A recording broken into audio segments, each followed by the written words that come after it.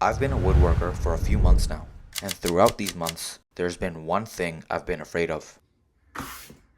Circles. Let me explain.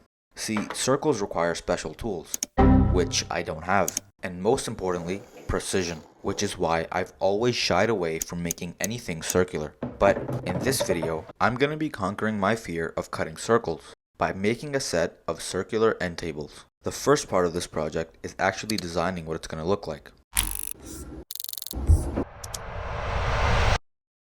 After I got a good idea of what I wanted, it was time to get to woodworking. The first step is to cut my board into squares to make the circle cutting process much easier. The width of this board is about 15¼ inch, so I'm cutting the length of each square to 16 inches for good measure. Well, less of a square, more of a rectangle. But my circle is actually going to be 15 inches.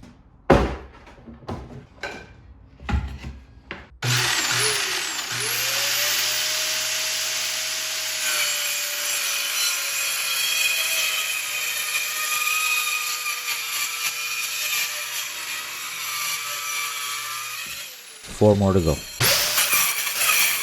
The next step is to cut the circle, but there's one big issue. See, circles are usually cut on a CNC machine or with a router, both of which I do not have. But regardless, I need to make some sort of jig to cut a circle with my circular saw. And it seems pretty simple. First, I marked the middle of my board and drilled a hole through the bottom, but not all the way through, so I don't ruin the surface. And then I marked the radius of my board onto a scrap piece of plywood which has a square edge. The idea is that the blade of the saw will be flush with the scrap piece's edge, cutting the same radius from the center all the way around.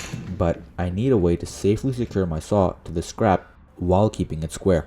I tried using super glue, but that was not happening. I tried drilling through the base plate, but this beast of a drill is just too powerful. My last option was screwing through the existing holes in the base plate. Not the best way to go about it, but it gets the job done. Now that the saw was attached, I drilled the scrap into the board. All that was left to do now was to start sawing. I do advise you, do not try this yourself. This definitely isn't the safest way to cut a circle. I was being extra careful. The trick was to start at a very shallow depth and to increase it little by little as you go along. I was only cutting less than 1/4 inch on each pass, so there was very little chance of kickback. For reference, my board was about 3/4 inch, and I did about 4 to 5 passes to get the full cut. The edges were a little rough, but that can be cleaned up later. The first one actually went pretty good. Alright. Now I gotta do this 3 more times. Now it's time to move on to the legs. For that, I'm using these 1-inch dowels. I need to cut all of these to 20 inches.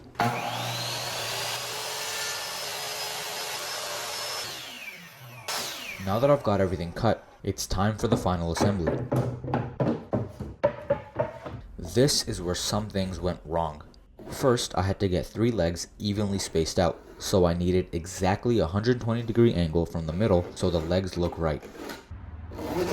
Originally, I wanted to cut half a circle in the wood, so these dowels could rest inside, and for that, I bought this 1-inch spade bit. But it's going to be hard to drill half a hole because the drill bit doesn't get any surface to stick into. So I had to do something I didn't want to do.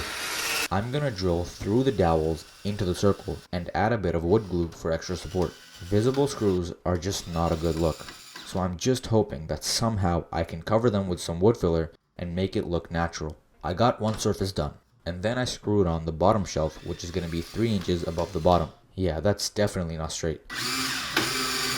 Okay, that's better. I filled in all of the holes and screws with some sawdust and wood glue. I also forgot to clean up the glue from where I screwed in the legs. Little did I know, this would become a nightmare to clean up. So I spent a ridiculously long time sanding the next day to clean everything up. But now it's time for the final step. I'm using this finish, but I honestly have no idea how it's gonna look. I was hoping to go for an orange oak kind of color, and that was it. The end tables are now finished. The color came out a little more red than I anticipated, so it looks more like red oak, but still just fine. When I first started this project, I thought, I'll cut 4 circles, cut 6 legs, join them, and boom, I'll be done in a few hours.